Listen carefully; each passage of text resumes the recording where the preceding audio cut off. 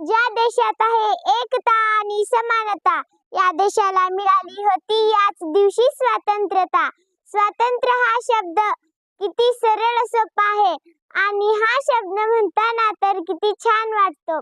स्वातंत्र्य, पण याचं महत्त्व किती मोठं आहे. स्वातंत्र्य म्हणजेच मुक्ती, स्वातंत्र्य म्हणजेच शक्ती, प्रगती आणि स्वातंत्र्य म्हणजेच अस्तित्व व सर्वस्व जे आपल्याकडे आहे. आपल्या देशाला मिळालं आहे. आपल्या देशाला स्वातंत्र्य मिळवण्यासाठी किती श्रम करावे लागते, किती काय काय करावे लागते याची आपल्याला जाणीव नाही. लोकमान्य टिळकांनी म्हटले आहे की स्वराज्य हा माझा जन्मसिद्ध हक्क आहे आणि तो मी मिळवणारच. पण आता म्हणावे लागेल की स्वातंत्र्य टिकवणे हा माझा हक्क आहे आणि तो मी मिळवणारच.